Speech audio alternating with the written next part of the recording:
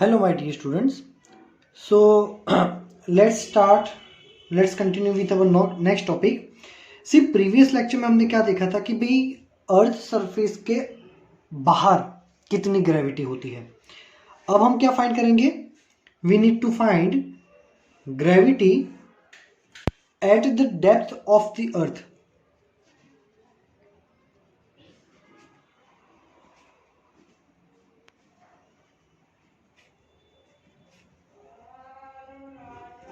ठीक है. So imagine करो कि ये जो है ये है हमारा अर्थ और हमें जो ग्रेविटी फाइंड करनी है वो ग्रेविटी यहाँ P पॉइंट पे फाइंड करना है यहाँ. अब ये है अर्थ का सेंटर है ना. सेंटर से ये पॉइंट का डिस्टेंस मान लेते हैं सपोज है R. कितना है R. दैट मीन्स हमारा जो पॉइंट है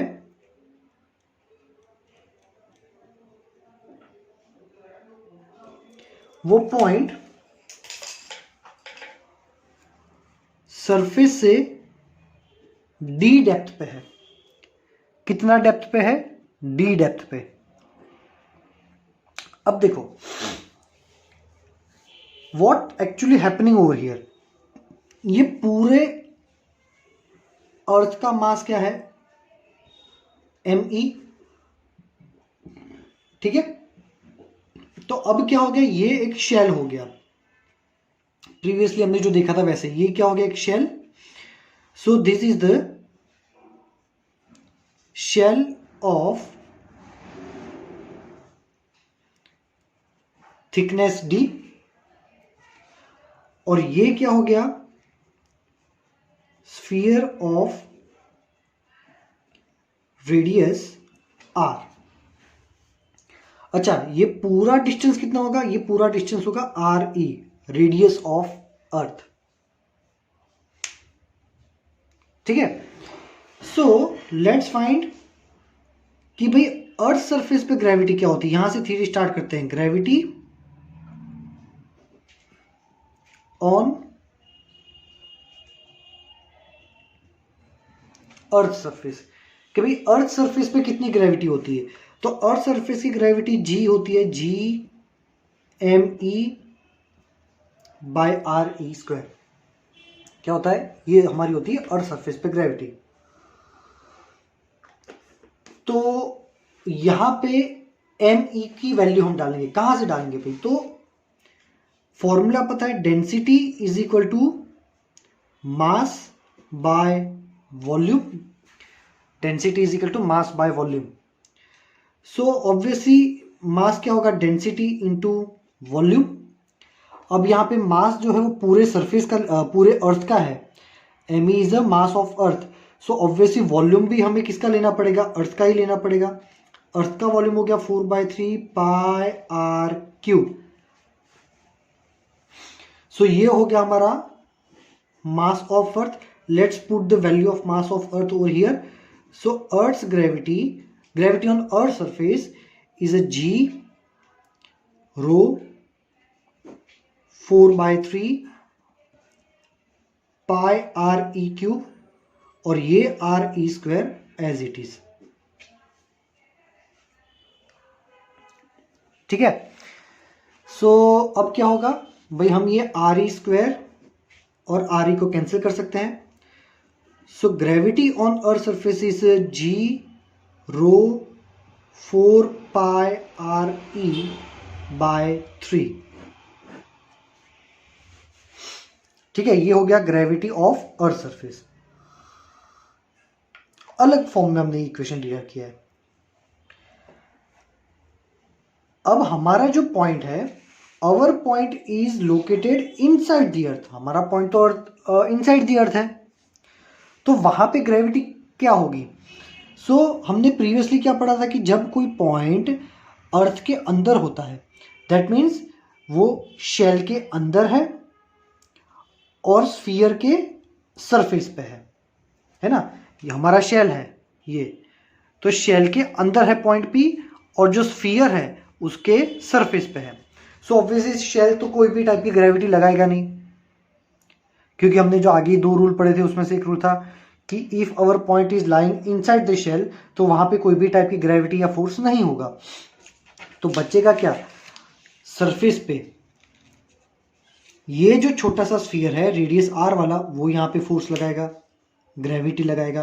कितनी है वहां की gravity, so g of r, मतलब ये r डिस्टेंस पे gravity g m of r, m of r मतलब ये जो स्फीयर हमने इमेजिन किया ना उसका मास हम लेते हैं m ऑफ r।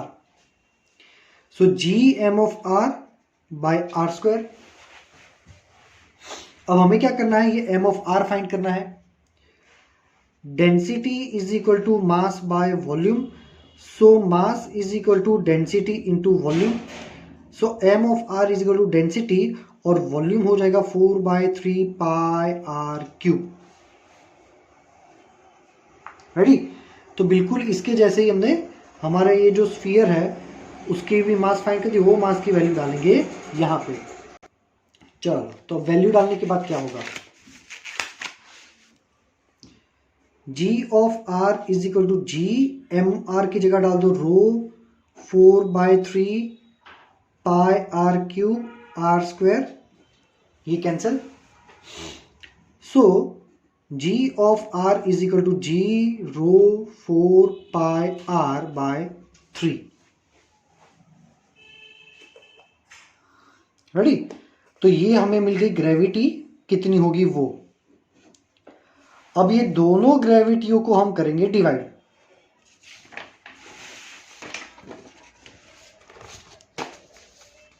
ठीक है, तो देखो g of e by g of r क्या हो गया, g rho 4 pi r e by 3 by g rho 4 pi r by 3। 3 cancel,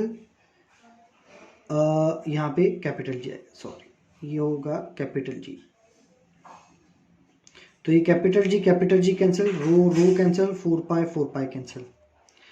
so क्या हुआ, g of e by g of r क्या मिला हमें, आर ई बाय आर। ठीक है, चलो, तो g ऑफ r क्या हुआ, अगर g ऑफ r को सब्जेक्ट बनाओ तो g of e r by R E, ये मिला हमें एक फॉर्मूला कि भाई यहां पे जो हमारा r है ये r less than R E है, मतलब ये जो पॉइंट है वो अर्थ के अंदर है, इसलिए हमारा गिवन डिस्टेंस रेडियस से कम है।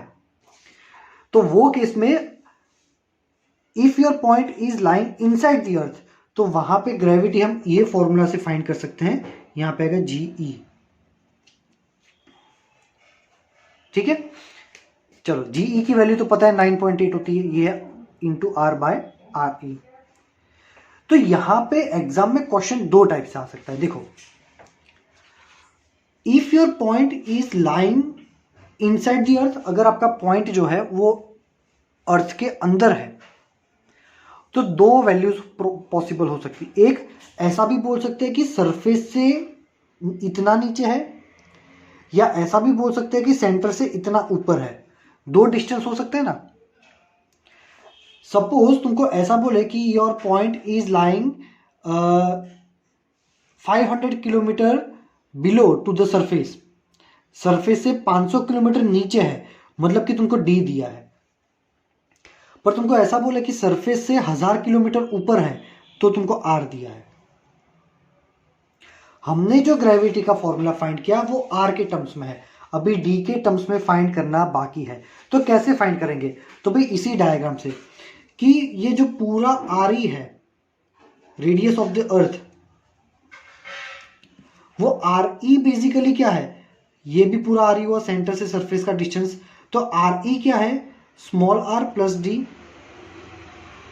तो स्मॉल आर क्या हो जाएगा, आर ई माइनस डी, अगर स्मॉल आर को सब्जेक्ट बनाओगे तो स्मॉल आर की जगह पे हम आर ई माइनस डी रखेंगे यहां। So G of R is equal to G of E, small R की जगह रखोगे R E minus D by R E.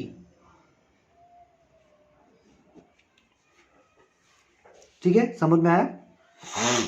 तो ये आर ई अगर दोनों में डिवाइड कर दो, so G of R is equal to G of E, R E को इसके साथ डिवाइड कर दो तो 1 और आर ई को इसके साथ डिवाइड कर दो D by R E. So this is also important equation. अगर आपको क्वेश्चन के डेटा में ऐसा बोला कि सेंटर से इतना ऊपर है, मतलब आर दिया है तो ये फॉर्मूला यूज करना है, सरफेस से कितना नीचे है डी दिया है तो ये फॉर्मूला यूज करना है। ठीक है, तो ये जो फॉर्मूला है वो हमारी टेक्स्ट में दिया है, फॉर्मूला नंबर 8.19। कौन सा फॉर्मूला है? 8.19। ठीक है, तो अब हम इससे कौन से कंक्लूजन पे आएंगे? देखो, बहुत ही इंपॉर्टेंट ग्राफ। ठीक है, मान लो ये वाई एक्सिस पे है ग्रेविटी और ये है distance from centre of earth, distance from centre of earth. ठीक है, ये है ओ, मतलब कि हमारा सेंटर ऑफ अर्थ। ठीक है, चलो ये है हमारा डायग्राम।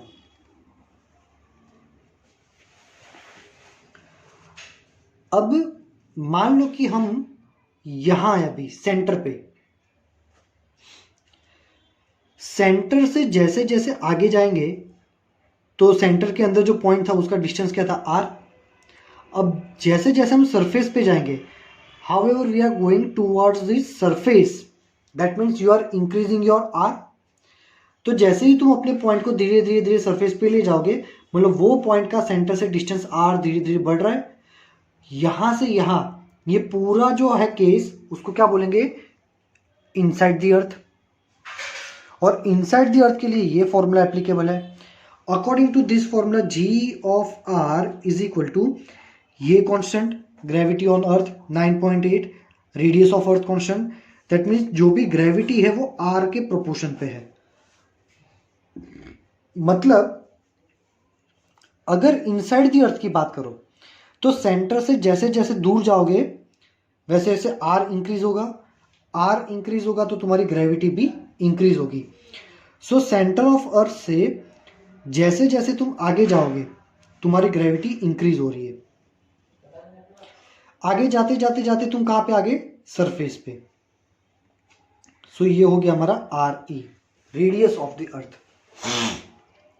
ठीक है, अच्छा यहां तक तो पहुंच गए, gravity increase increase increase increase increase, surface पे पहुंच गए। अब सरफेस पे पहुंचने के बाद क्या? सरफेस पे हमारी ग्रेविटी होती है मैक्सिमम। सरफेस की जो ग्रेविटी होती कैसी होती है? मैक्सिमम। क्योंकि उसके बाद और आगे जाओगे, मतलब अर्थ से दूर जाओगे तो ग्रेविटी डिक्रीज होगी। तो यहां पे तुम्हारी जो भी ग्रेविटी होगी जी ई, वो होगी मैक्सिमम, है ना? सेंटर से रेडियस ऑफ अर्थ के डिस्टेंस पे ग्रेविटी होती है मैक्सिमम। उसके आगे जाओगे तो ग्रेविटी डिक्रीज होगी। उसके आगे ग्रेविटी कैसी होती है? डिक्रीज होती है। तो वो ग्रेविटी हमारी होगी ऐसे, डिक्रीज हो रही है। वो कौन से फॉर्मूला से डिक्रीज होगी? चलो इंक्रीज का फॉर्मूला तो पता है कि gravity is proportional to R. ये फॉर्मूला कौन सा है? Gravity is proportional to R. ये रिलेशन से इंक्रीज हो रही है। So this graph is for inside the earth, और ये जो है डिक्रीज हो रही है। तो अर्थ के बाहर कौन सा रिलेशन लगता है? जी प्रोपोर्शनल टू 1/r²। और ये पोर्शन हो गया आउटसाइड द अर्थ। ठीक है, चलो ये ग्राफ जो है टेक्स्ट बुक में नहीं दिया है, बट कॉम्पिटिटिव एग्जाम में ये ग्राफ बहुत बार आता है ना। सो ये थियरी, ये जो हमने फॉर्मूला डिराइव किया है, मे बी आपको टेक्स्ट बुक में नहीं समझ में आ रहा हो, वहाँ पे थोड़ा सा कॉम्प्लिकेटेड वे में दिया होगा ये फॉर्मूला, ठीक है। तो यहाँ पे मैंने आपको थोड़ा जितना हो सकता है उतना इजी वे में एक्सप्लेन किया है। जो मैंने करवाया है वैसे भी एग्जाम में लिखोगे तो भी आपको मार्क्स मिल जाएंगे, ठीक है। चलो, next theory is gravitational potential energy.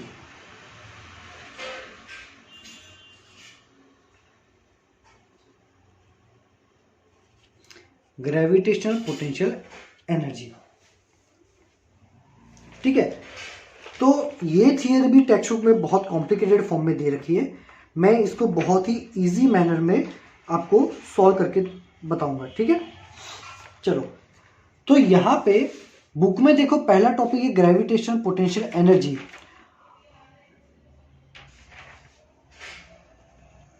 चलो, तो हमने क्या देखा था कि अगर किसी भी ऑब्जेक्ट को अर्थ सरफेस से h हाइट पे ले जाते हैं तो यहां पे उसको मिलेगी potential energy U is to mgh। हमें ये पोटेंशियल एनर्जी ही फाइंड करनी है, बट हमें इससे भी ज्यादा एक्यूरेट फॉर्मूला डिराइव करना है, ठीक है। तो इसकी एक डेफिनेशन है ग्रेविटेशनल पोटेंशियल एनर्जी। फिर से I am again repeating the sentence. मैं ये जो थियरी है टेक्स्ट बुक से पूरी अलग ही करवा रहा हूं, ठीक है। तो definition of gravitational potential energy क्या होता है? Bringing an object of mass m from infinite to a given point in the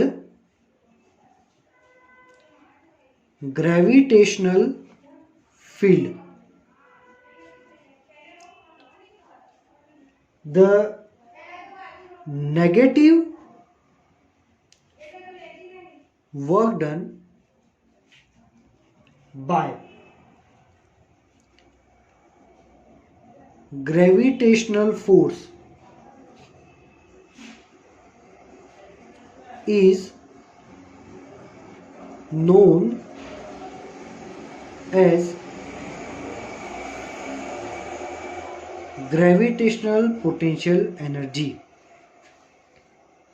पहले तो ये आप अपनी नोटबुक में लिख देना, ठीक है। कोई भी रेफरेंस बुक देखोगे ना तो रेफरेंस बुक में यही मेथड से सॉल्व किया होगा। कोई भी अच्छे क्लासेस होते हैं, एलन आकाश या बोथरा, ऐसे कोई क्लासेस होते हैं, उसके मॉड्यूल्स में देखोगे यही डेफिनेशन से उन्होंने ग्रेविटेशनल पोटेंशियल एनर्जी डिफाइन की है। अब ये लिख तो लिया है मैंने एंड में भी तुमने भी, अब इसको समझते हैं कैसे फाइंड कर सकते हैं हम gravitational potential energy.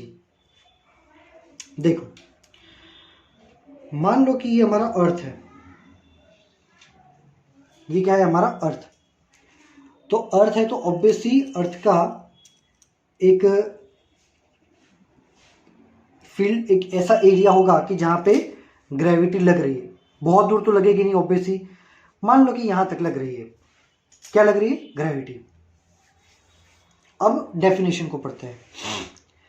Bringing an object of mass m from infinite. हमारे पास एक ऑब्जेक्ट है जिसका मास है m, जो कहां है? बहुत दूर, इनफाइनाइट पे है। Bringing an object of mass m from infinite to a given point in the gravitational field. कोई भी ग्रेविटेशनल फील्ड में एक पॉइंट है P, हमें मास m को उठा के, यहां से उठा के ये पॉइंट पे लाना है। ये पॉइंट ग्रेविटेशनल फील्ड में ही होना चाहिए, ठीक है। From infinite to given point in the gravitational field, तो यहां से यहां लाने के लिए वर्क तो करना पड़ेगा। Negative work done by gravitational force, तो यहां से यहां लाने के लिए ग्रेविटेशनल फोर्स ग्रेविटेशनल फोर्स जो भी वर्क करेगा वो वर्क का नेगेटिव, वो होगा हमारा ग्रेविटेशन पोटेंशियल एनर्जी। ठीक है, हमें करना क्या है, इनफाइनाइट से उठा के यहां लाना है। उसके लिए ग्रेविटी कितना काम करेगा वो काम ढूंढेंगे, फिर वो काम का करेंगे नेगेटिव, वो हो जाएगा हमारा ग्रेविटेशन पोटेंशियल एनर्जी। ठीक है, सिंपल।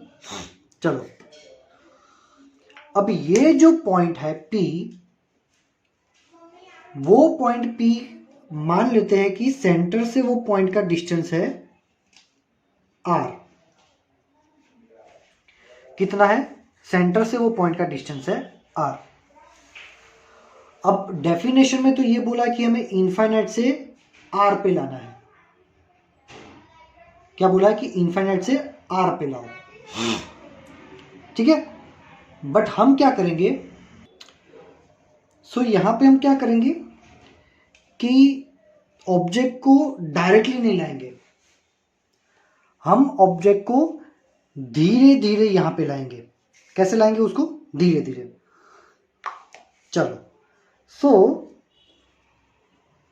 मान लो कि हम पहले उसको थोड़ा सा यहां पे लाते हैं। कितना डिस्प्लेसमेंट देते हैं, dr। कितना डिस्प्लेसमेंट देंगे, dr। अब ये छोटा सा डिस्प्लेसमेंट देने के लिए छोटा सा वर्क करेंगे, W is equal to F into D. Force क्या होगा, G, ये है मास ऑफ अर्थ, ये m बाय आर स्क्वायर है ना। चलो W is equal to F into D, displacement कितना हो गया, dr, है ना। चलो ये हमारा वर्क हो गया छोटे से डिस्प्लेसमेंट का। फिर हम और थोड़ा छोटा सा डिस्प्लेसमेंट करेंगे dr, और डिस्प्लेसमेंट करेंगे छोटा dr, ऐसे dr करते हम यहां तक पहुंच जाएंगे। ठीक है, सो टोटल वर्क क्या होगा, इंटीग्रेशन इनफाइनाइट से r तक आने के लिए, कहां से कहां, इनफाइनाइट से r तक लाने के लिए जितने भी ये छोटे छोटे वर्क करेंगे वो सारे वर्क का integration. So work done is a integration of infinite to r, ये dw की जगह डाल दो gmem by R square into dr। ठीक है, so work done is equal to क्या करेंगे, gmem को कॉमन निकाल देंगे, इंटीग्रेशन इनफाइनाइट टू r, बचा क्या 1/r स्क्वायर, ये 1/r स्क्वायर को लिखेंगे r⁻² into dr। So work done is equal to gmem, r⁻² का इंटीग्रेशन करो तो इंटीग्रेशन में क्या होगा कि एक पावर इंक्रीज होती है और वही पावर नीचे आ जाती है। ये हो गया हमारा integration term. So work done is equal to, ये नेगेटिव चला जाएगा यहाँ तो -gmem, और ये 1/r हो जाएगा। अगेन इसको r⁻1 को ऐसे लिख सकते हैं 1/r, limit as it is infinite to r। So work done is equal to -gmem, ये जो 1/r है उसको लिखेंगे, यहाँ पे लिमिट डाल दो 1/r माइनस 1/∞। तो 1/∞ जो है वो हो जाता है 0। सो वर्क डन हो गया -gmem/r,